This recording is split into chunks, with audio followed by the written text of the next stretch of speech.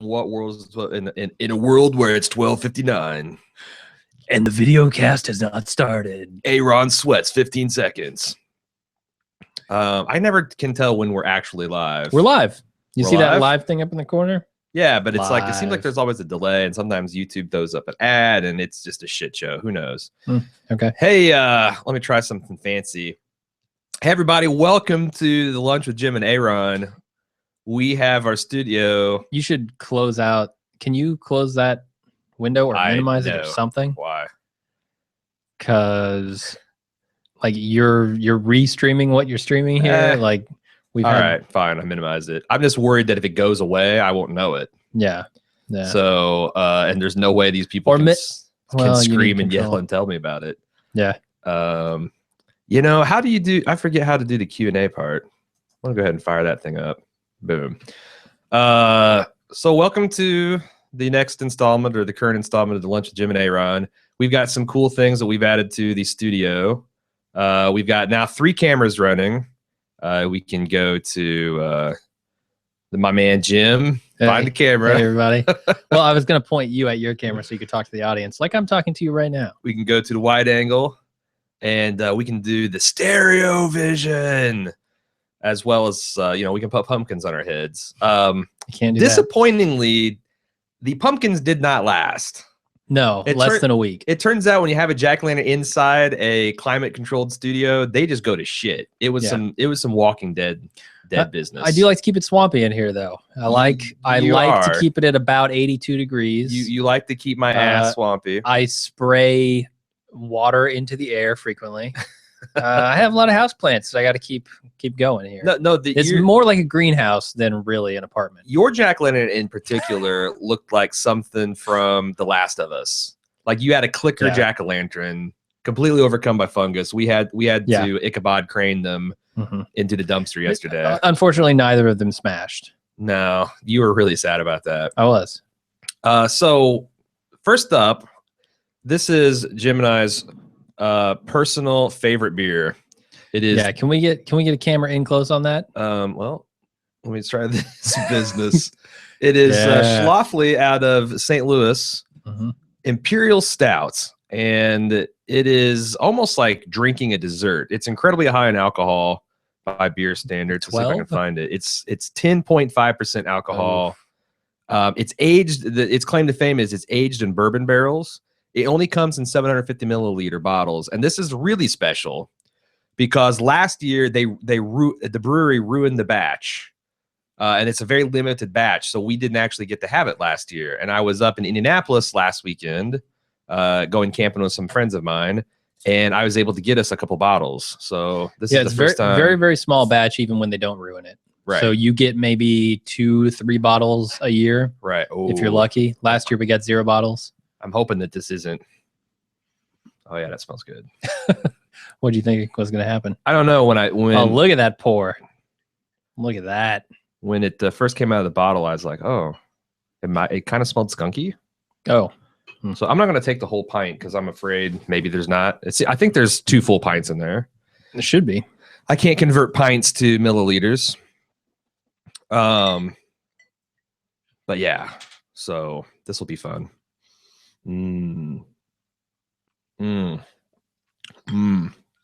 The consistency, the mouthfeel is roughly like drinking some kind of syrup. It's incredibly thick. Yeah, I love it. It's got chocolate in there. It's got coffee. Take the rest of that. It's got and it's surprisingly for the high amount of alcohol in it, it does not have the alcohol-y kind of hot taste. And it's weird because I fell in love with this beer when I first started drinking non-shitty beer.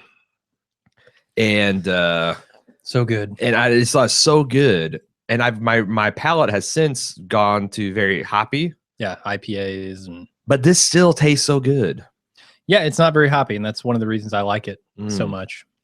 Jim's never gotten on board with the hop thing. Yeah. Probably never will. I also don't really like beer much just because it makes you it's carbonated. Yeah, and it just makes I can't drink enough of it to get drunk, except when it's 10.5%. And it tastes like chocolate candy. Yeah, it says this 2013 vintage will continue to age well in a cool, dark place for several years, but it's ready to enjoy now. I feel like I want to hold on to one of these bottles. Yeah, so you picked up 2 bottles, right? Yeah, I picked up every bottle the store had. Wow. Our favorite liquor store in Indianapolis is Conn's on 56 Huge and selection. Keystone. Well, you know, I thought that, and then I came Party here, Source or whatever, and the Party Source in Kentucky and the Jungle Gyms selection, frankly, blows it away. But they don't have this. They've never had this. It's brewed with a big malt flavor, plenty of hop bitterness for balance, and roasted barley that imparts notes of dark chocolate. As a finishing touch, the beer is transferred to a freshly emptied Kentucky bourbon barrel and aged before being carbonated and bottled. Transferred directly to my mouth. It gives the beer a spicy vanilla character. That's the other note I was missing, vanilla. Yeah, yeah. Spicy vanilla character and a pleasant warming finish. So, I don't know. Yeah. Then they say a bunch of nonsense about this first being brewed for Catherine the Great of Russia in the 18th century, but I don't think they can trace their bloodline that far. I love you, Schlafly, but I don't know. Yeah. So what did you guys? There's a question. We got a question. We have a question. Yeah. Another question too. That's just a general. What's up? Weird. I can't tell who. I can't. Oh, Freddie C said, just living the good life, I suppose. Still playing. Wait, let me do this proper. Yeah. Just living a good life, I suppose. Still playing the lottery since I figure I can win it once, being born middle class in America, then I can win it twice. You know, I've been playing a McDonald's Monopoly pretty hard. Yeah. And all I've won is 5 pounds of extra fat. How many Park Place tickets do you have? A bunch. And you know, it's funny. It's like every single, because I've tried this. I don't believe in it, but I tried to like pre-visualization, kind of like the what's that Oprah nonsense? You put on your top hat, gift. You get your cane and your monocle. No, I don't. But I do. As I'm peeling, I'm like try to visualize dark blue with a B. Yeah. And it's always St. James, son of a bitch. St. Charles, son of a bitch. But that would fix the podcast funding. Yeah, that would definitely do it. How much is it? $1 million? $1 million, but it's $50,000 over 20 years. You can't take every year for 20 years. You can't take the lump sum, but that takes the sting out of trying to worry about putting food on the table. Yeah, the $200 we just spent on equipment. Yeah, not a big problem. Yeah, we had it's been a kind of frustrating week at Bald Move because our USB hub, and we've got a lot of USB equipment, all the cameras, all of the microphone equipment. The mixer board, the stuff that allows us to do Skype interviews, and what else? I'm leaving one piece of equipment. Oh, also, yeah, the big news was the gaming stuff, which I'll talk to you about here in a minute. Yeah, it died. So we ordered a hub on Amazon, a little 8-port hub, and we got it. And what's annoying about Amazon, don't tell Bezos I said this because we love his affiliate program, but they lump stuff that's not like each other. Like when you go to USB hubs, they have one USB hub page and they got like 1,800 reviews and it's a 5-star rating. But it's for 4 products. You got USB 2. Yeah. So 1,700 of those reviews could be for the product you're not interested in. It turns out we got this thing and we started playing around with it, and we couldn't run more than 2 cameras before it would crash. And we looked at all the 1-star reviews, and sure enough, they're all for this particular hub. So we had to send that back. We've got another one ordered. It won't be here till Monday. We're limping along with some kind of cobbled together equipment. But the real disappointing thing is our playthrough this week on The Walking Dead was a complete fucking failure. Yeah. Because that sucks. It was stuttery and it was all shitty, and the sound, like somehow I left my microphone muted. So just nothing about it worked at all. We're going to re-record that this afternoon and release it so we can get people caught up for next week. But yeah, I mean, that's the thing. You especially do not deal with hardware bullshit at all. No, I don't. Like, you very rarely get angry about anything, but you get so mad when shit doesn't work. I expect the money I pay for hardware to go into the R&D on that fucking hardware. And if you don't produce hardware that does exactly what you say it will do, then I hate you. I hate you. This is not an exaggeration. This man gets purple-faced and swearing and and not just like that, but also it's like the cords start getting yanked. God damn it. Throw it on the table. And yep. It's It's technological abuse. Yeah, as my dad is to board gaming, I am to electronics bullshit. He starts trash talking it. Taking us both out. Yeah. So we actually got official. We got a Google drawing. We sketched up our studio. We diagrammed every piece of equipment. We made sure we had all the cables because we had a couple cable problems. God, it gets really complicated. But now I think we've got a solution where we could run 3 to 5 cameras plus our game capture and get our audio captured the way we want it. It's starting to feel like the video production is getting almost as good or as almost as solid as our podcast production. Take that what you will. I won't be convinced until I see it in action. We ordered a really nice USB hub. Yeah, spends a lot of money on it, and hopefully that will solve our problems.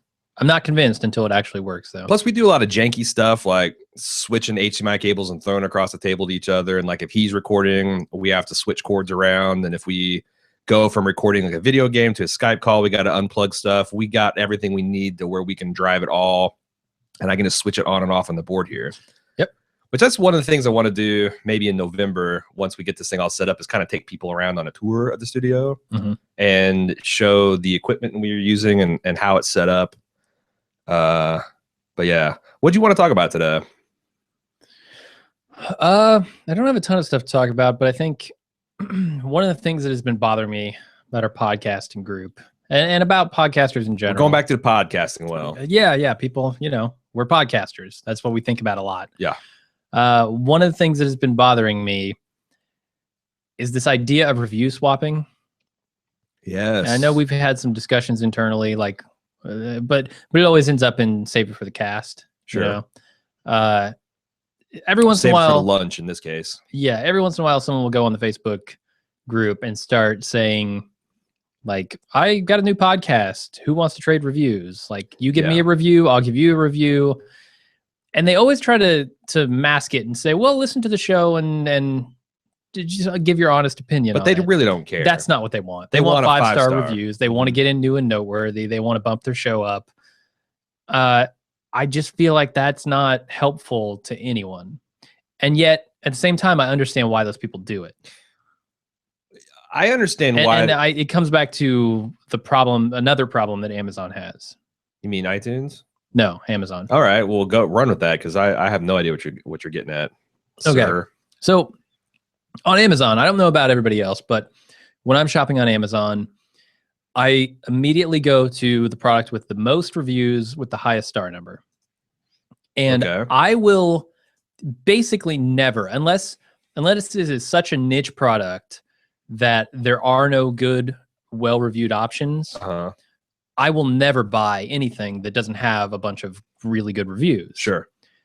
So if you're new in that market and you're trying to launch a product into a market where people already have an established product and there are a lot of good reviews on it, I will never even consider your product.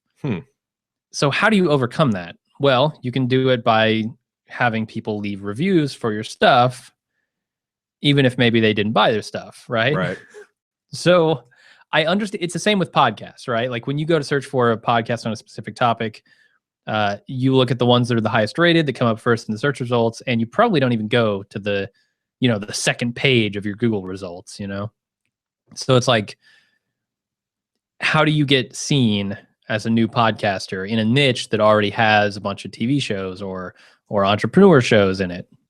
I think that's the same problem with how do you find new movies? How do you find new television shows? Although television, honestly, TV and movies are easier because people are looking for new stuff, not necessarily. What about music? Because that's my age-old question. It's like, how do I know what's good? You can listen to the radio. You can, Spotify is getting good at that. But really, you need people that are like musical pioneers or expeditionaries. They go and they listen to the deep cuts and they bring it into the social consciousness. And I think that's how iTunes model is supposed to work, that you've got a person that is really into business podcasts, for example. Yeah. And they listen to all the new ones, and the ones that they really appreciate, they'll give a review to, and those things kind of pop to the top. The trouble is there's not enough of those people out there to surface some of the really good products on Amazon. Isn't there? Or is the problem that you've got some people that, and honestly, we're part of the problem, right? Yeah, exactly. That's what I'm saying. We start a new podcast. I can guarantee we'll be on New and Notable because we have a critical mass of fans that will listen to that podcast and will say, hey, if you like it, rate and review us. And they will go and rate and review us, which helps us out a lot. But the genuinely new podcasts that don't have that advantage, you know, they're like the signal is so strong on those, and the signal is so strong with the review swappers. If people didn't do that, if you took the bald moves and the nerdists and the after buzzes out of the equation, and you took the review swappers out of the equation, the iTunes ecosystem will work as intended. Because even though you only have a couple dozen spelunkers and pioneers, their 3 or 4 reviews will, and the downloads will weight that stuff, and the cream will rise to the top. But you need what is it? The experimental group, the group that wants to go out and find new stuff. I think you do have that in everything in life. But well, okay, so Amazon's a lot harder because you're asking me to spend money on a product that is unproven. You're right. And so that's harder. Whereas iTunes, you're clicking a link, you're getting something for free, and you're investing maybe an hour of time. So or 10 minutes, because you don't have to listen to the whole thing. I can't buy a piece of a router and say, oh, this is a great router, I'm going to buy the rest of it. No, I feel like where you make hay on Amazon, on Amazon, is you compete on price. Yeah. So if you're a new product, you're going to have to operate on razor thin margins until you get until you get a reputation, and then raise that. Or you're going to have a unique product that's not a commodity that people are searching for. Kind of like that's our podcast theory. You know, I always tell people, if you want to get ahead in podcasting, find a niche that is currently has an audience but is being underserved. Maybe there's already a couple of podcasts there, but they're shitty podcasts. There's one guy in our group that has been a runaway success. He just started 6 months ago. He's a trucker, and him and his son do a trucking podcast, and that's brilliant. You've got hundreds of thousands of long distance truckers. It's a unique community. They are captive. They're sitting in their cabs 12 plus hours a day. They're also surprisingly technologically sophisticated. They've all got internet. They've all got laptops. They've all got cell phones. Yeah. And did you see his success story? He's doing 50,000 downloads a week of original content in the first 6 months of his, and also his sponsorship opportunities. My God. Oh yeah. Like there's so much trucker goo-ga that can be hawked on that stuff. Oh, I think it's brilliant. But there's a guy who saw something, a niche, and he went to exploit it. I think you got to do the same thing with podcasting. Or in Amazon, you have to have, you know, what is that stupid cooler? The coolest cooler that was on Kickstarter. Oh, yeah. You need a product like that just doesn't exist. And then people are like, wow, that looks cool. I'm going to take a chance on it. That's the problem, though. I mean, there are podcasts about damn near everything. Like, and I disagree.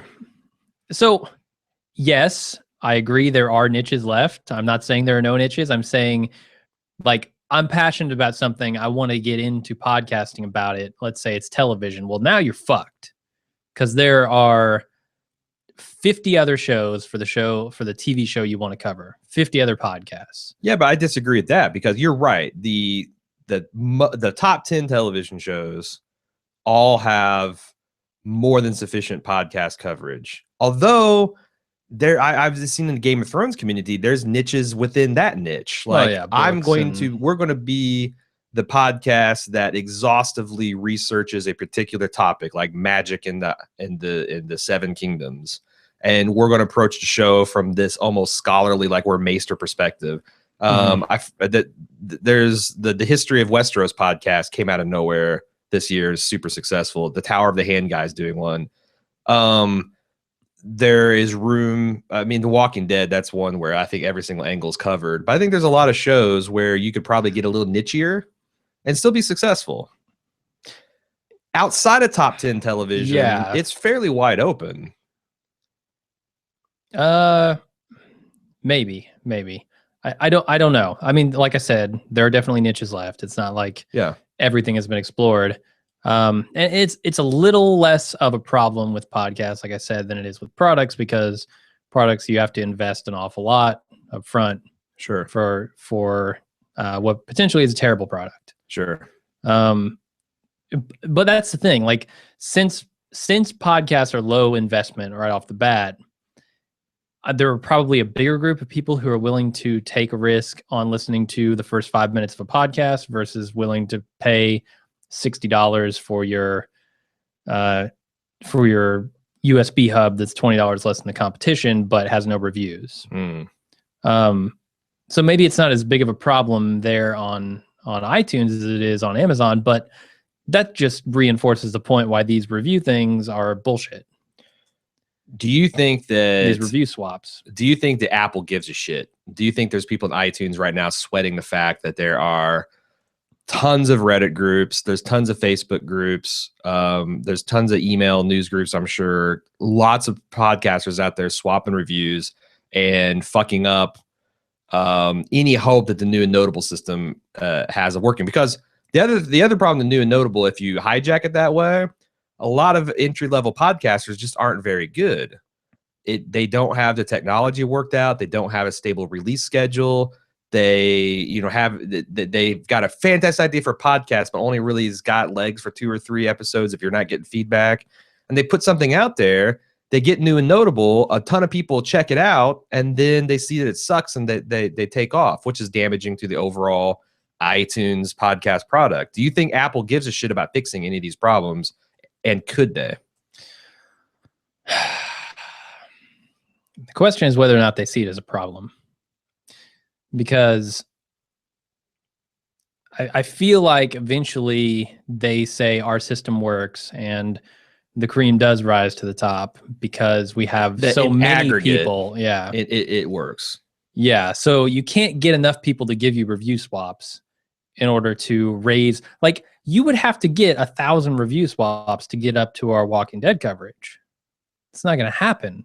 Yeah. You don't even probably know 1,000 people. But they don't need that to get podcasts. New and notable. In the first 6 to 8 weeks, they need but then you're proving on content, right? Then people listen, then they say, do I or don't I like this? And that's where kind of the democratic cream to the top sort of thing comes in. So maybe it's not a problem. I just don't know why people do it. It's such a disingenuous thing to do, in my opinion. And for those reasons. And it has so little value. Yeah, I mean, so little value. If we had gotten 250 5-star reviews on Blue Yonder, it would have been a sham because that show was not good for most of its life. Right. By the way, we've got a little bit of material up at the top, but keep on sending the questions. We'll get to those towards the end of the cast. Yeah, I don't know, man. I don't know how to stop it. I feel like iTunes could if they wanted to. There should be, because here's the thing. A podcaster can't review another podcaster show. These people swapping reviews are not listening to each other's casts. So there should be a way, and they can also track people. Or maybe they are, but they're certainly not the fans that leave reviews. What I'm saying is, like, they know the statistics of who's leaving reviews versus who's downloading the podcast and who's listening to the podcast. They could just easily, once you get a signal to noise ratio out of a certain thing, they could just suppress you from new and notable. And the thing to do would be to do it silently, but so you don't even know. Yeah, like you don't know whether you're not getting enough reviews or whether you've fallen into the filter, kind of like Google. So that kind of hurts. Like, what about people who use like Android phones, listen to all their podcasts there off of iTunes, but then the host of the show is saying, go review me on iTunes, help me out. Wait a second. And so those people go to their computers and they load up iTunes and they go leave a review. I don't know. I mean, because like I've quit reading iTunes reviews partially because they get me fucking worked up. Yeah. Mostly because I will not put iTunes on my computer. Yeah, I don't blame you. Like, putting iTunes on a Windows machine is an act of violence. It's like putting Windows on a Mac, which I have. Right. And you would only for gaming. Yeah, yeah. I just it's terrible. So I guess you're right. I just don't know how many people have Android phones. Honestly, I would like to see something besides iTunes catch on. Like Zune, Microsoft with Zune, their Zune ecosystem was really good. Oh, by who? It was in my mail just a minute ago. They like maybe an hour ago, 15, 20 minutes ago. They sent out an email. Acquired by Deezer. Who the fuck is Deezer? Some worldwide. It sounds like some evil entity from Ghostbusters. Yeah, Gozer. Stitcher is no longer here. It is only Geezer. Geezer. Deezer. Geezer. Yeah. So knock knock. Who's there? Deezer. So yeah, they're the second biggest platform behind iTunes, or behind the iTunes store. Yeah. What the fuck is what is Google waiting for? Why don't they just for start people to stop listening to podcasts on Android devices? Like, yeah, it's so silly. Apparently, it's so silly because it's funny because if you look at Libsyn statistics, the amount of people, like 5 years ago, 90% of podcasts were consumed on iOS devices. Because that's all there was. About 2 years ago, to be fair, you couldn't consume it on anything else. Sure. But about 2 years ago, it got like 70-30. And even like in ours, that were even better. I don't know why, but we were like 60-40 there for a while. Yeah. You see, iTunes had an official podcast app, and then made it a default app. That number's starting to run away again. Like iTunes is once again dominating the market. And I don't understand why Google does not. Does Google just like, well, hey, we got YouTube. Fuck all y'all. We don't give a shit about podcasts. But you can't put YouTube into a car. It's illegal to have a screen within view of the driver. So you can't put YouTube in a car. You could put podcasts in a car, and I feel like Google is. And they are putting podcasts in a car, and that's going to be the next big. I mean, that's going to kill talk radio probably. But if you don't have, so if I'm a podcast listener, chances are I have an iPhone. Chances are I'm going to want the car with the CarPlay stuff in it, because my iPhone interface is with it, and like I have all my podcasts in the cloud, and it just downloads a list. I've got all in my car. Sure. Getting those people to switch over without creating a community of podcast listeners on your devices is going to be tough. Like, I don't know what they're waiting for. They need to have done this 2 years ago. No, it's totally frustrating because, as an Android user, having to go out. I mean, I love Pocket Casts, and at this point, I probably wouldn't change. But Pocket Cast somehow rides on the back of iTunes. There's no way to rate or review or really share. I mean, everything. It pulls from their directory. Yeah. I mean, you got Stitcher, which my gripe about Stitcher is solely on the fact that they re-encode our audio and make it sound like ass. Like if they use the same technology and just would pull the content from our servers, it'd be cheaper for them. I don't know whether their ad technology, the way they kind of stitch things together and put the ads in, could be that. And honestly, I really like their affiliate program because we're getting close to where we have enough Stitcher users where we can get in that global fund. Yeah, sometimes I think we'll make during it. The year. I think we'll make it next year for Game of Thrones for sure. Maybe. Not a lot of people listen to our stuff through Stitcher. But, if we that could be another revenue source. So I like them in principle. I just don't like the fact that they re-encode our stuff and that they also ask a lot as far as redistribution rights and things of that a lot of podcasters would be like, fuck this. So but we're not opposed to Stitcher. I just think that Google would be a really great competitor with Apple if they just cared to do it. No, they should be. I don't know why they're not. It's silly. So let's talk about some things coming up. Tonight, I'm going to Kings Island's. Are you done with this topic? We have some questions. Do you want to go to questions? No, not yet. Not yet. I'm just letting them build up and letting it queue up. I'm going to Kings Island Sphere Fest tonight. All right. And it's the second time. The first time I went, I didn't do many of the haunted attractions because I was just riding. It's a beautiful night. I was just riding rides. Tonight's going to be cold as hell, so I'm going to probably hit all the haunted houses. First time I've gone. I've never been to a haunted house before. Oh, my God. Okay. And you know that I'm kind of a little bit of a horror pussy. But it's funny because I went to see my sister a couple weeks ago, and she and I grew up in the same household, obviously. And she still retains that because, I started watching horror stuff to get into The Walking Dead. And now, like, The Walking Dead barely moves my pulse. Like, sometimes if someone I care about is going to die, but it's the same kind of pulse pounding I get, like, if Jesse or Walt is in danger of Game of Thrones or from Game of Thrones. Yeah, Breaking Bad. Yeah, Sir Jesse of the house bitch. When he gets put in danger. But I wonder if I'm actually going to be afraid of these things. My sister can't even watch Walking Dead. She says she'd have nightmares. You probably will. A haunted house is a very different kind of visceral experience because you're not separated from it by the screen. haunted houses Plus still, they get up in your grill. Get me a little bit. Yeah. I mean, because the thing is, a jump scare is a jump scare. Yeah. Like, even when we're playing, like we've been playing the Walking Dead video game, we're in the studio. You know, I got you and Cecily here. We're playing with the lights on. Every once in a while, a jump scare will get on and be like, Jesus, you know, because it's just, you know, it taps into the monkey part of your brain. Yeah. Is that kind of like their stock and trade that they just jump out and scare you from dark you're going to places? get jump scared over and over again. Does that, I feel like that will get, like, after the first 5 or 10 minutes, then that will go away, right?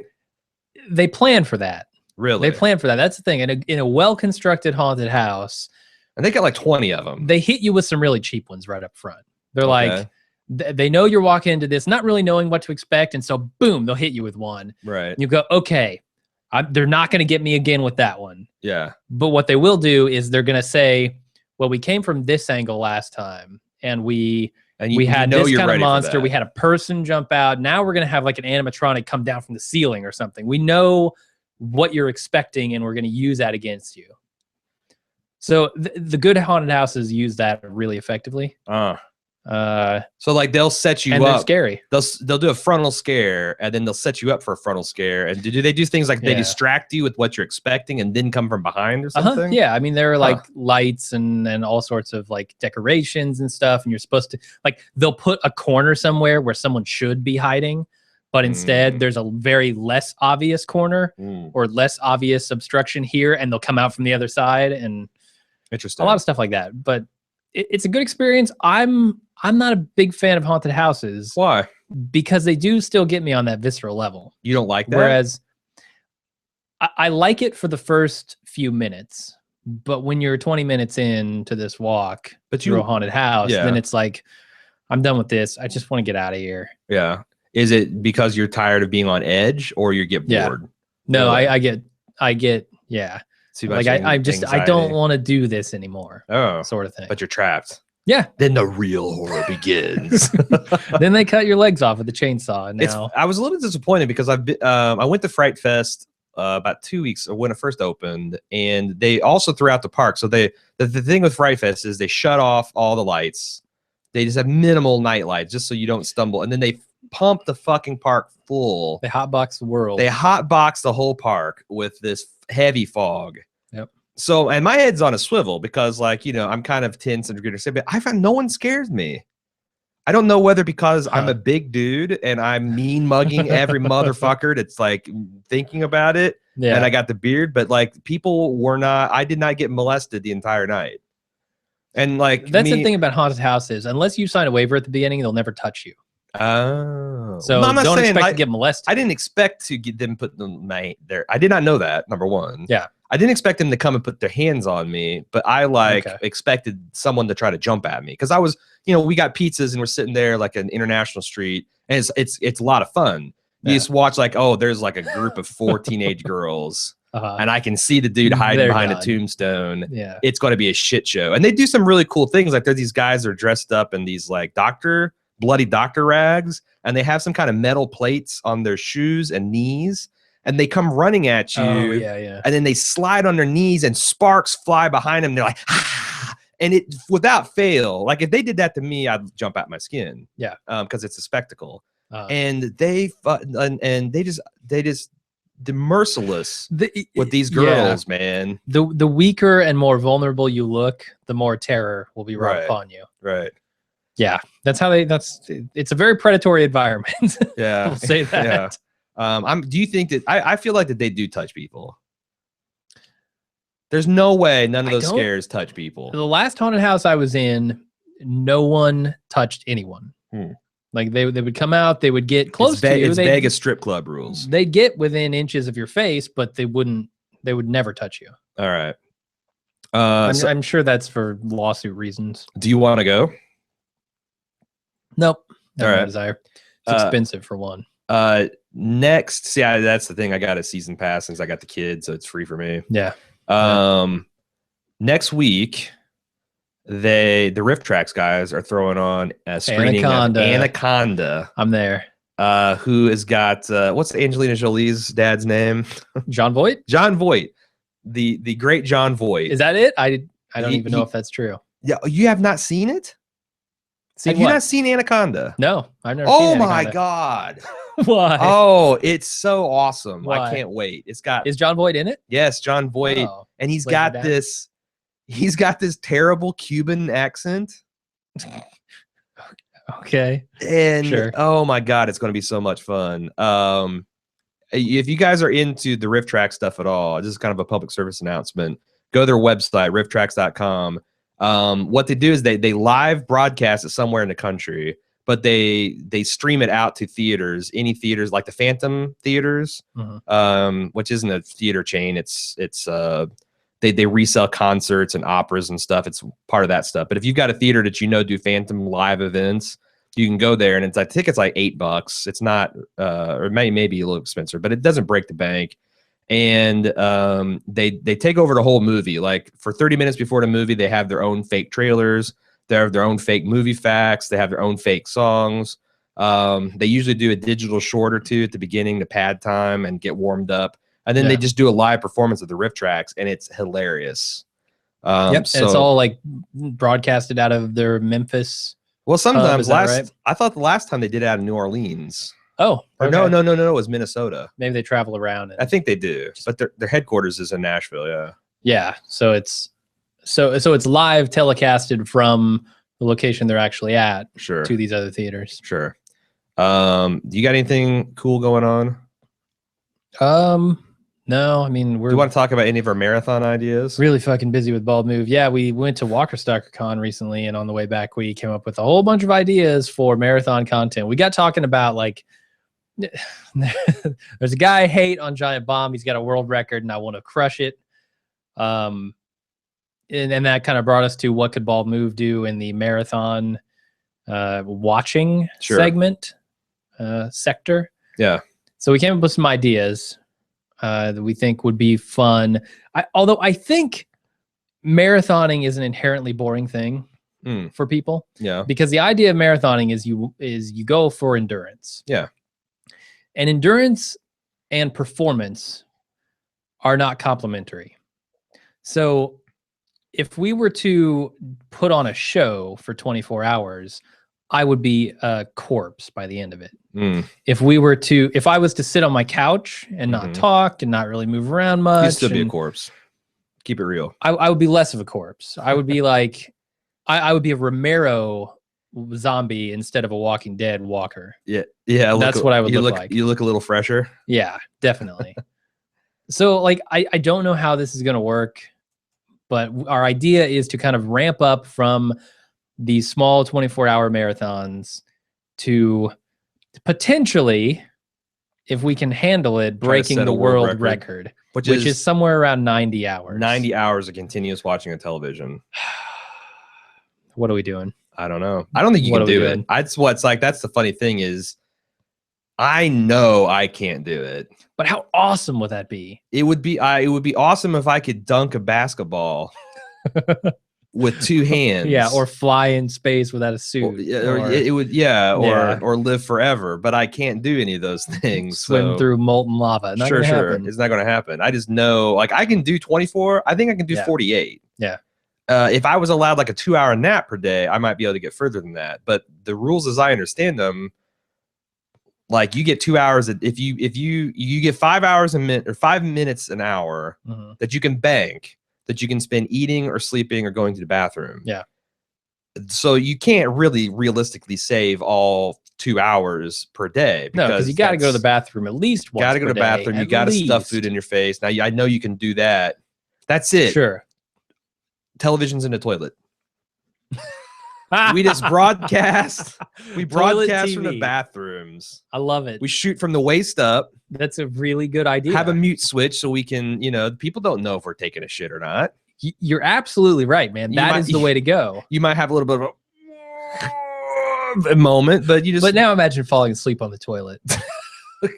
Or going out like Elvis. The kind of catastrophe that would be. Going out like Elvis. What are some of our ideas? And you fall asleep on the toilet, you fall over, you hit the camera so that the final shot is just your ass, your face, and the toilet for the next 32 hours while you sleep it off. And it turns into new found footage horror show. Yeah. So here's let me pitch a couple ideas. What's your thoughts? Okay. Cage-a-thon. Nicolas Cage. The selected works of Nicolas Cage. So we counted them. Nicolas Cage has been in 70 movies. Yes. As of the end of this year, he will have been in 70 movies. And that is the top billing movies? No, those are all of his movies. Okay. But we had the idea to do a select viewing of Nicolas Cage's works for 24 hours. Yeah. That's roughly 12 of his movies. What do you think? There's a lot of Nicolas Cage stuff I really love. So like a lot of it's really bad. You've got Leaving Las Vegas. The Weatherman. You got The Weatherman, which is a fantastic movie. You got Matchstickman. You got Face Off, which I like from Moonlighting, which is a little too much Cher, a little too much romantic bullshit for me. Season of the Witch. You got Ghost Rider 1 and 2. You got, did you already say Wicker Man? Did you say Knowing? No, I don't. Knowing is actually a good movie. I agreed. Totally agree. With Nicolas Cage in it as the lead. Then you got that shitty one where he's a New Orleans cop. That was terrible. You got 8mm. Snake Eyes. You got Snake Eyes. You got The Rock. Very good. You got Con Air. Good in its own way. It's good. So the thing is you got to mix these up. You do. It's like a 1-2 punch combo. You got to do something good. You got to do something bad. You got to do something silly to kind of keep your energy level up. Yeah, and we were thinking about before we do this, like maybe the day before we go to sleep the night before or something. Massive amounts of cocaine. Do tons of cocaine, tons of heroin, tons of meth. Now you got the heroin's a little. The heroin, while it blocks you up, which helps you on the bathroom breaks. Yeah, it's a downer. It's gonna make you want to sleep. So speed. We'll get there. You go. We'll get some crank methamphetamines and coke. Have syringes of adrenaline next to us. There you go. Ready to pump into our hearts. I'm liking that. No, we were gonna do a podcast trying to determine which order we should watch these things in, which movies we should watch for maximum endurance. See, this is where the Bald Move forums are going to come in handy. Yeah, for sure. Because we set that up in the VIP Patreon subbable forums, and we're like, you guys help us game plan. We want to have the perfect Cage-a-thon. So tell us which order and why. Which movies, which order and why. All right. I think that'd be fun. Second concept, Keanu-thon. Hell yeah. I'm in. He's been in a lot. Break. I looked on IMDb last night because I was Johnny Mnemonic. The Matrix. He's been in a lot of Speed. Yeah. A Walk. You got to throw Walk in the Clouds in there just for the endurance. Scanner Darkly. That's a good movie. Bill and Ted's Excellent Adventure 1 and 2. Of course. Brave. What is it? Excellent Adventure and Bogus Journey. Is that right? Yes, exactly. Yeah. I'm trying to think what else. He's been in so much stuff. He was in that shitty football comedy movie, the Replacements. Oh, The Replacements. Yeah. All right. He also was in. Have you seen 47 Ronin or whatever it is? I haven't. That's on Cinemax, right, or maybe HBO right now. Okay. And I want to see it at the theater, and I was prepared to hate because everybody's talking about how bad it was, and I understand the outrage from the cultural appropriation angle. Yeah. Like you take this. The white savior thing again, like The Last Samurai. Well, not just that, but this is like, I guess, a really important story to the Japanese culture. Oh, I have seen this. Yeah. Okay. Yeah. And you take the story of the 47 Ronin and you just put a foreigner in the way. It's kind of like if we had Jesus Christ or Jesus of Nazarene and the star was a Hindu or something. Like there would be shit said. That movie I don't care, but there would be shit. There would be protests. There'd be people saying this is bullshit. Yeah. But I thought it was actually a fairly well done, executed movie. Yeah. Except, for the cultural inconsistencies. And also that's the thing about Asian movies where everyone dies at the end. Like that's the climax of the movie. You want the happy ending? Even the big judge who's passing a death sentence on all these 47 samurai. Yeah. Is like, you guys actually acted honorably and you solved the crime and I was a fuckhead and I did everything wrong. Now go ahead and kill yourselves. Sure. Well, that's... And your only bonus is I'm going to take your son and I'm going to pardon him so that we don't deprive the country of your bloodline. Like, that's a huge thing to them, though. I get it, but massive. It's so silly. It's the honor of it. It's like an American we have no honor here. No, well, I mean, I don't know what honor is, but yeah. So did Keanu-thon. Third concept. The Lucasathon. So you got all the Star Wars, good and bad. You got all of the Raiders series because he's executive producer. You got Howard the Duck. You got THX, American Graffiti. Yep. He hasn't. That's the thing. He's surprisingly non-prolific. Yeah. He did Star Wars and then stopped doing it. You can just fill out a 24-hour marathon with Lucas's stuff. Yeah. We're probably not going to go into the stuff that he had a hand in, like The Godfather. Yeah, he did some editing. He did a tiny bit of editing and talked with Coppola and stuff like that. I think he did it one more. Like, didn't he do a World War II, like the Red Tails? He did. Muskegee Airmen. Yeah. So maybe that makes it on, and I haven't seen it. I'd be interested in. But that would be an interesting thing to do. Last idea that we had. Oh, really? I don't even remember this. Oh, you will once I say it. Groundhog's Day. Yes, I remember. So on Groundhog Day, we would do a 24-hour marathon of Groundhog Day, a movie that in itself repeats itself 30 times. Huh. So yeah, no, I mean the concept of that is maddening. See, and here's the thing. I would insist on no laptops. Cell phones must be put out of reach on a box because I want to focus. Yeah. I want to attentively watch this show for 24 hours. And I think you would get something like a sensory deprivation tank experience. Yeah. Like your brain would start firing random synapses to try to get away. I think it's kind of like going to an Indian sweat lodge. I think it would be. The thing is, this is one of my favorite movies of all time. And it might wreck it for you. I have seen it 30, 40 times. It might wreck it for you. But not in a row. Yeah, it might wreck it. Okay. Do we have any other topics, or shall we get to the Q&A? We have some longer format marathon ideas, but we're gonna start with the 24-hour ones. Yeah. And make sure we can do that with ease. And that's the other thing is, like, I don't have any interest of trying to do a marathon that I don't think I can do. Like, you never know if you can do it until you. What I'm saying is, if we can't get through the 24-hour, exactly, or like we can't get through the 2-day, then I'm not going to go for a world record. It's just dumb. Yeah. If you can't do 48, you're not going to do 90. All right, let's Q&A. Q&A. A lot of questions lined up here. We got some questions. I don't know about a lot. With some pluses on them. A lot of people want answers to these questions, man. Okay. Well, you're going to start at the bottom. The least relevant question. Well, I'm just starting from the, I mean, we got enough. We'll get to everybody and keep them sending them in because this is now the Q&A part. Yep. Freddie C said, what's the best place for you guys for me to listen to? Select that question, man. Sorry. Let everybody see it. Do that officially. Freddie C says, what's the best place for you guys for me to listen? Just listen from the Bald Move website, the Stitcher for other podcasts, et cetera, et cetera. It makes no difference. Like it really doesn't. Like conceivably, if everyone listened to Stitcher, we would be getting some affiliate action from that. But I don't want to encourage everyone to use Stitcher because I think it's an inferior version of our podcast. If you use Stitcher, great. That's the problem we've had. We allowed our stuff to be put on Stitcher, but we don't really like what Stitcher does to our stuff. And we do have a couple hundred fans that are hardcore Stitcher users. So it's not that we allowed Stitcher to use it. It's more like these fans wanted to hear us on Stitcher.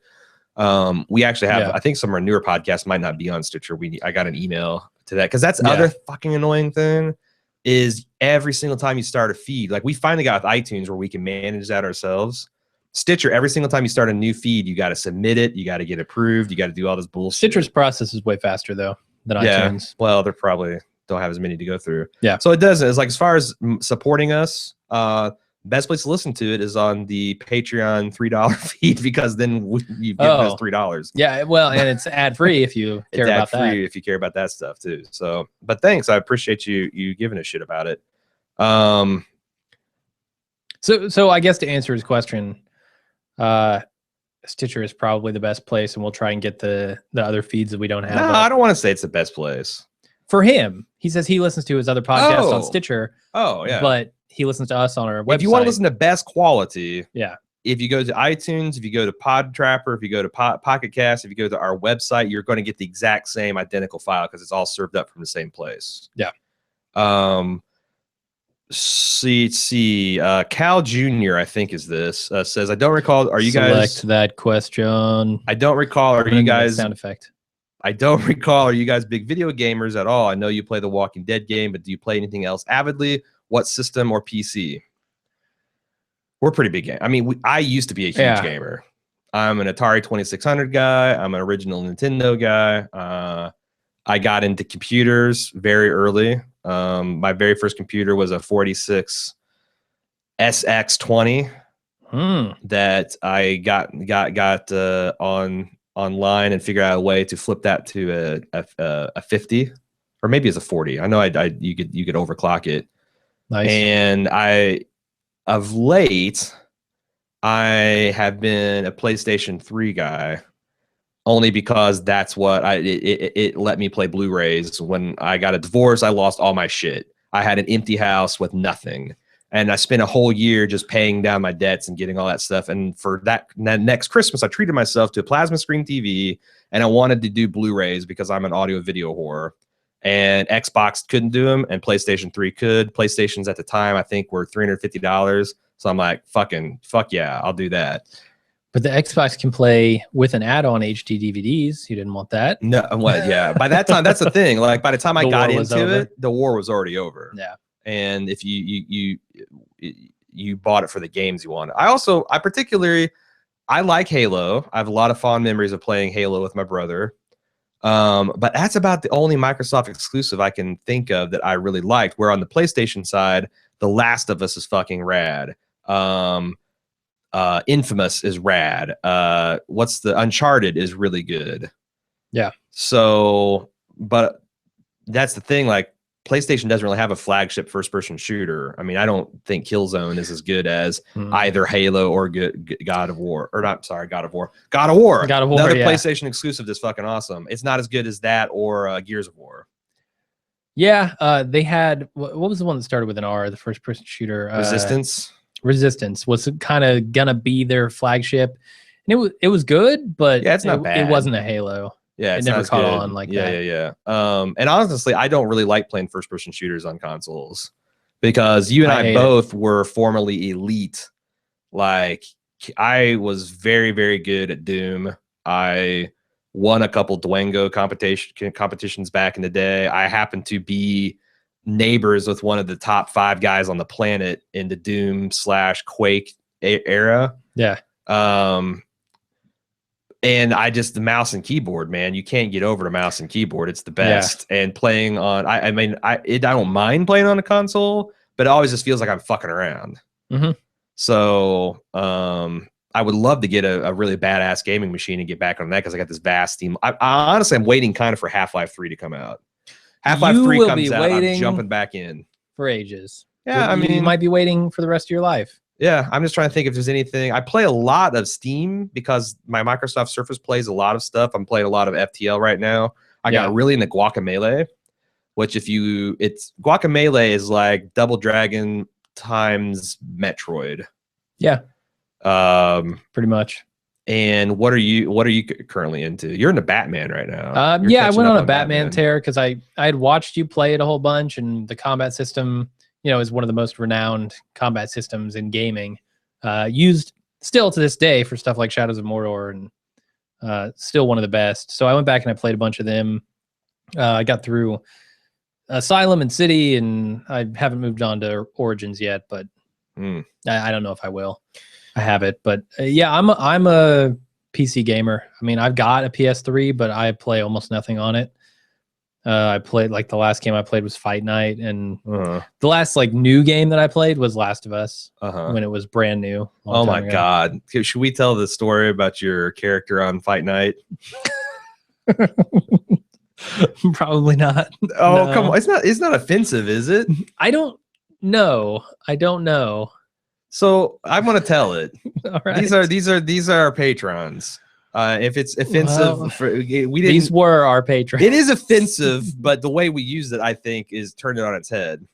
So Jim got really good at Fight Night, and he started playing online, and we're trying to think, what is the most infuriating thing you can be beat by? So you made this ginormous albino guy with pink hair and pink drawers. Yep. Pink boxing gloves. Green hair. Pink drawers. Pink boxing gloves. And you can't pick your last name. It's automatic. You can just select from a list. And he selected King. Yep. His first name was Butt Rapist, Butt Rapist King. That's offensive, Your nickname, yeah. your nickname was the Hammer, correct? Yeah. And people raged, man. They were angry when they got matched up with Butt Rapist King, and he had a face like a bird or something. Oh God, it was disgusting. Yeah, he fucked, because you can customize your box. He fucked up his face as much as possible. Mm. I used to roll because when you were this is kind of an era when you were living with me. Yeah, we were living together. I used to roll on the floor laughing at the shit you got up to, man. Yeah. It was funny. We have another question. Let me get to this. It's related. It is Freddie C saying that he's holding out for a game night with Jim and A.Ron. We're doing that. Like A.Ron, you'll be waiting for the rest of your life. No, I'd love to do that.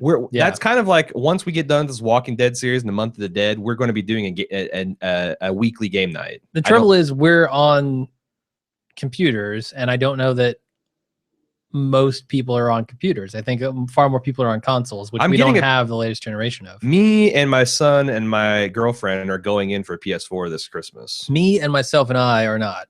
We don't have the money for it. I'm just saying, like, you know, we got this Elgato that will capture the video. We could play PS4 games, and there's a lot of cross-platform stuff on Steam that's still relevant. What would you guys What would you guys like to see us play? Because that's the other thing is, yeah, we love Gang Beasts. Yeah, we might actually be playing some of that this weekend or this afternoon. I don't know. Yeah, to test out our stream stuff. Yeah. What would you guys like to see us play? I'm kind of curious because I'm always shy. There's lots of games I'd be interested in playing. I would love to go back to some of these classic games that I never got to beat as a kid, like Star Control 2. One of the best games in my mind ever created, and I never beat it. I lost it.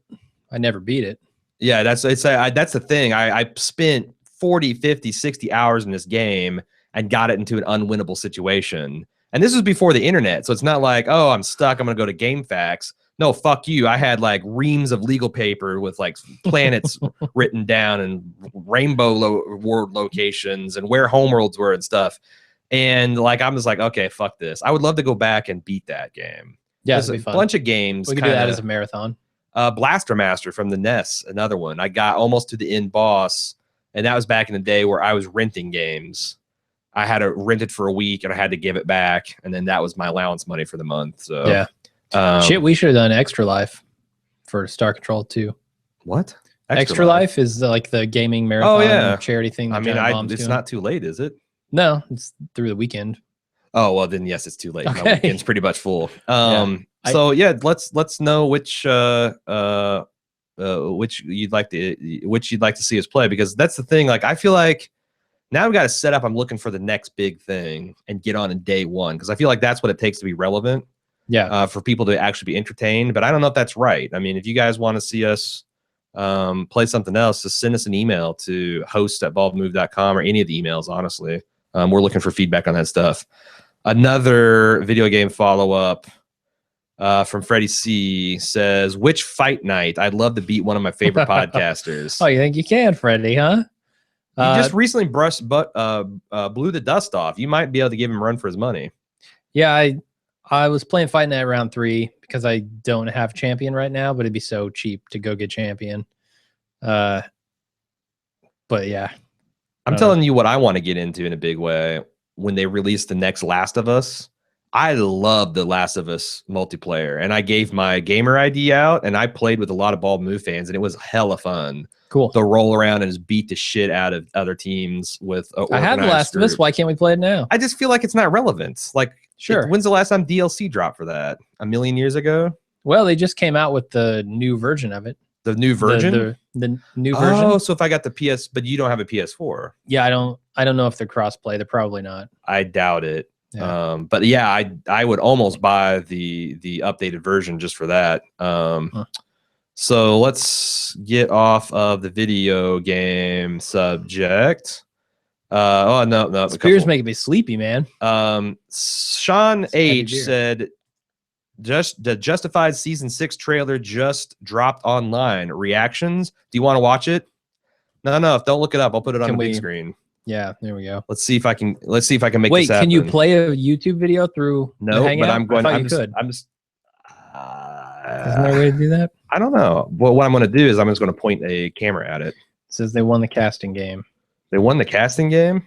Uh-oh. They hired Sam Elliott. Yeah, I knew about that. Which is awesome. I knew about that. And something Hale. No, this isn't the... No. We need a trailer. Trailer. Justified. Oh, it's a minute long, it looks like. On YouTube. Is there an official one? This is a minute long. I'm guessing this is the right one. Let me crank up my sound and let me do a little bit of this action. Why? What do you mean, why? I can't see it. What? You can't see that. Don't you have a screen right there that you can watch it on? Okay, then you point the camera at it. That's what I was getting at. Oh. Point the camera at it. Oh, great. This is a fucking horrible idea. Yeah. Well, is that the now best they it see, can get? now they see the back of the studio. Yeah. You see how professional this shit is? Look at that. Woo! Look how terrible all of this looks. No. it's behind this. This is what they want. It's the behind the scenes actions they want. This in here. You good? You're making me sick. All right. So you gotta let me see if it's lined up pretty good. I don't know if this will work or not, but we're gonna watch and give you a live reaction. The worst. Raylan's dead. Hope not. How long is this video? 1 minute. Is he on a boat? Why is the camera so shaky? Wait a second. This is a home video. This is feeling fan made. For sure. This All right, isn't real. whoa. This is not real. Bailing. Yeah, you fucked up, man. Bailing. You fucked up. Bailing. All right. I'm bailing on this camera set. No. We got it. We got Can't this. we play a YouTube video through Google Hangouts? My God. I don't know that we can. You haven't looked. You haven't looked. Do you want me to figure out some technological problem I just on the want you air? to look at the buttons. That's all I want. I'm almost certain that it's an option in the sidebar. All right. Yeah, YouTube. Boom. Let's play some YouTube stuff here. Let's log in as that. No, I'm gonna log in as this. Okay. Okay. Here we go. Let's see if people can see this. I know they can, but how? What the fuck? Add videos to your playlist. Justified season 6. Let's get this camera back to promo. No. Is this it? I don't know. Why can't I? Okay. Why teaser? How about Justified season 6 teaser? Is that the one?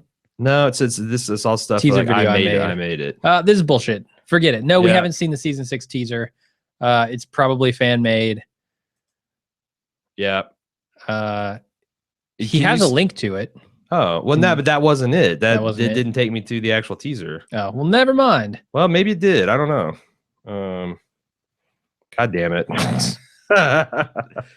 Let me pull this out. Yep. Our studio is this is ready gripping. to go. This is gripping. Why we need a 4th camera. What the fuck? HTTP. Real as A.Ron struggles with the hypertext protocol. Nope. Error page. No, it's not. Yeah, that's what it says. Error page. Okay. Well, dude. Fuck it. We will. Because it's got Sean Hillary at the end of it. I told you I struggle with the hypertext system. Okay. First teaser. I see a video. A place for a video. Exclusive look below. Is this big white area that's about to render? Yep. Oh, it's not YouTube though. That's Okay, the so problem. do a search for Justified Hat Trick on the YouTube. On the tubes. On the tubes. God, we are terrible at this. Oh, stop. Hat trick. Justified Hat Trick. Didn't order assholes with my whiskey. I remember that one, but no. Yeah. All right. Okay, it's not on their YouTube app. Do you want me to play this full screen? Oh my God, yep. All right. Giving the people what they want. Giving one person what he wants. Oh, now we're playing commercials, a 30-second commercial for these fuckers. I'll block it for you, don't worry. Let's talk over it. You don't have to see this commercial. No one paid us for this commercial. That guy's got some serious lobes, though. Good God. No, he has small lobes, but giant ears.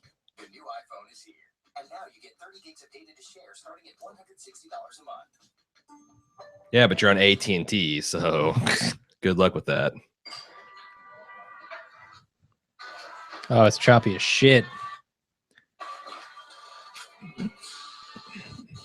Oh, boy. Raylan's going to kill himself. I thought Raylan was holding up Raylan. Yeah. Just wanted his hat back.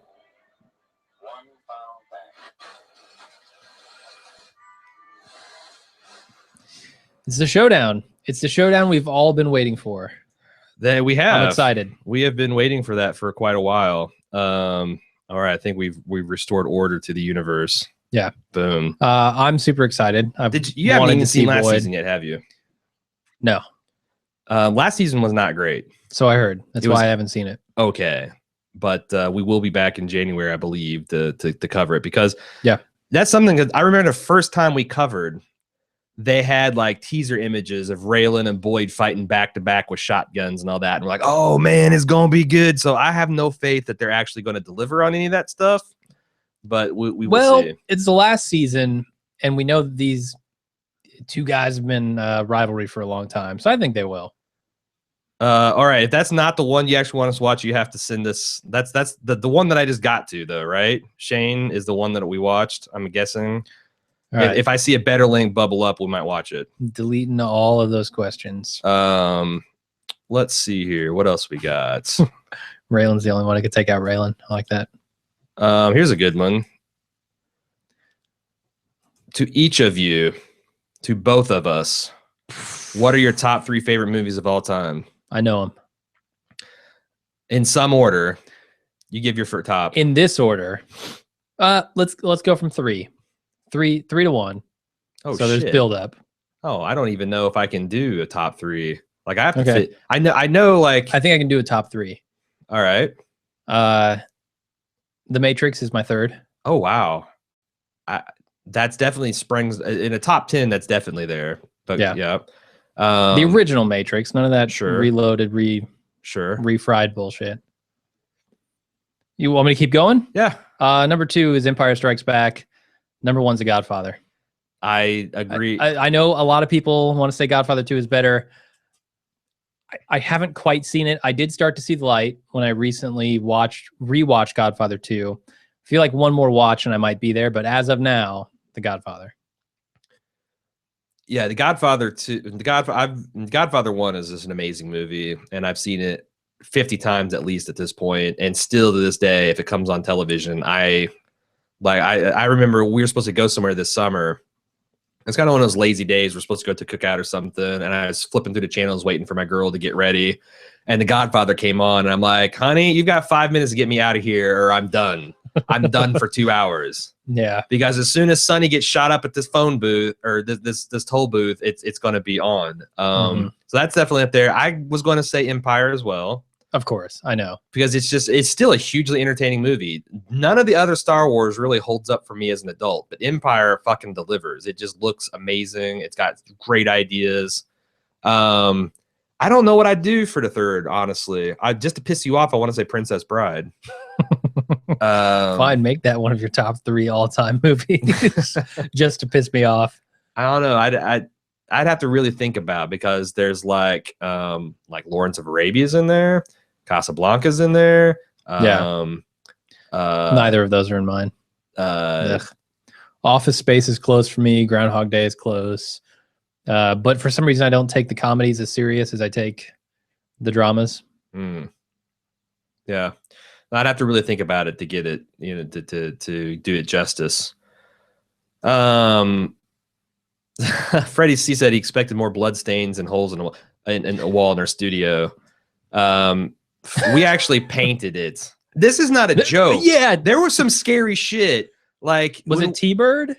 or Jaybird? I don't know, but it wasn't just that. There was like honest to God graffiti painted in this room. And when we actually painted the base coat, it started bleeding through the walls. You couldn't see it when it was just white primer. I'm not kidding when I say that A.Ron started to think that this room was haunted by demons. Like, I'm not even kidding. Like, at one point might have joke, but I think at some point after like the third coat, you started believing that. Not just third coat. We went back to primer. We had to and prime then top it coat. again. What the fuck? Primer, top coat. We actually used every last bit of the paint. We got a whole other gallon, and we used every bit of that just on this wall, covering up the T-bird. I have pictures of that. Can we throw up a picture? We can if you can. We can. Let me find it. I will try to. So that's fun. And what's hilarious is no one would have seen it because by the time we got all this shit on the wall. Yeah, it would have just been hidden. Let's see. Freddie C said 1 and 2 are the definition of perfect movies. Godfather. I think he's talking about that, but he could be talking about Empire too. Freddie C talking about your boxing career says, is he going to bring it to an end? My character was an Irish Nigerian with coffee black skin and bright red hair. Always a good look. Always a good look. Cal Jr. Sweet science. 3 is best. Okay, so he likes Fight Night Round 3 as well. I do too. That's when you still use the sticks, right? Yeah. When went the buttons, because I actually got into boxing, real life boxing, in that, and I really thought that the way the stick system worked felt like you were throwing punches and working combos. When it went the buttons, I'm like, this is bullshit. Yeah, it was good. Let's see. Cal Jr. says, "Where's your studio at?" It is located on the east side. No, the east side of Cincinnati.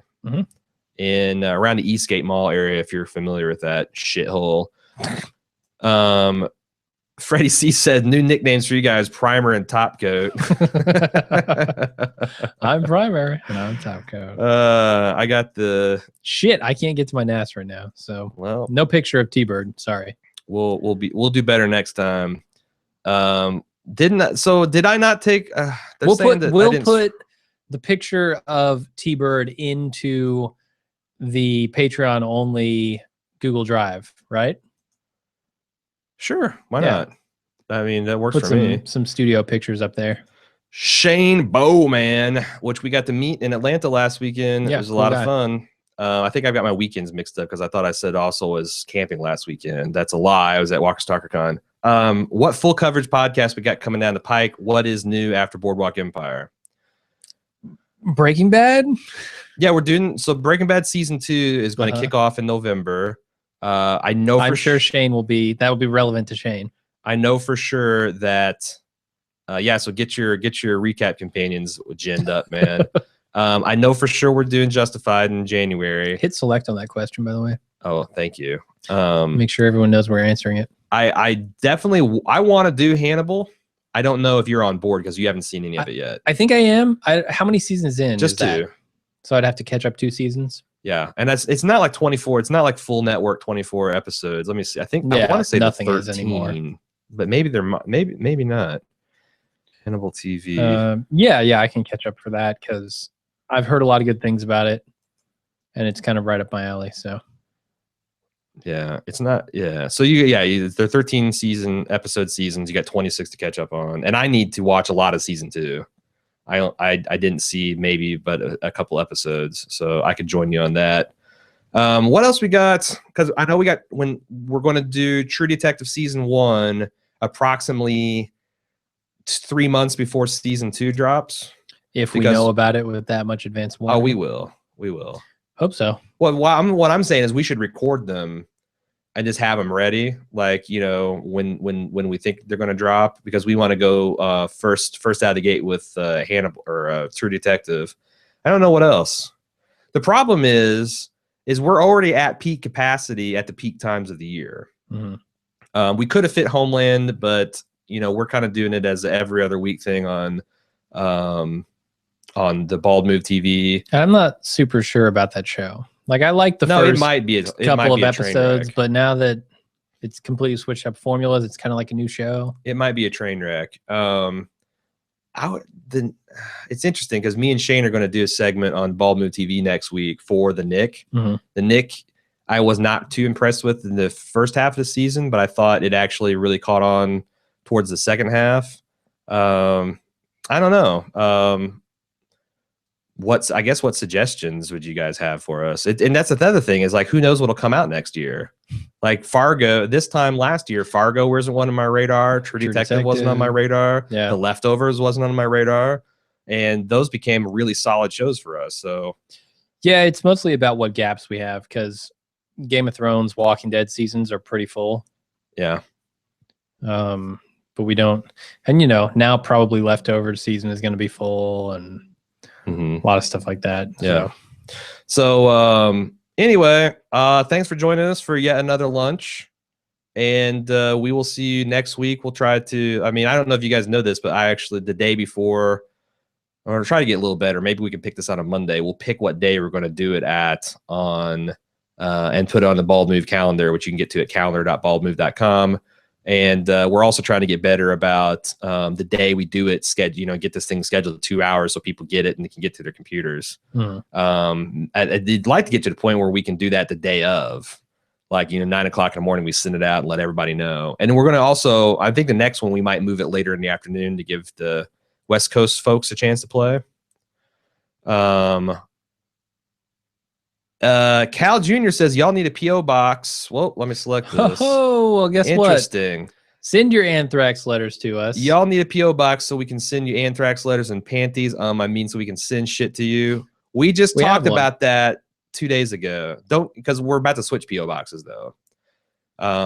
We've got one, but it's like a 15-20 minute drive. We got one.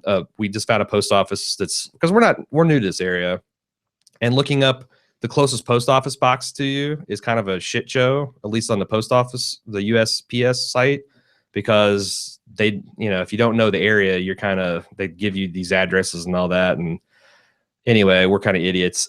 We will get that. We'll get a new post office box set up, and then we would love to have people send us stuff. We'll put it in the studio. It'll be a lot of fun. But thanks for asking that. Thanks for hanging out with us, and we'll see you sometime next week. Until then, I'm Jim. I'm A.Ron, and you're Jim. Peace out.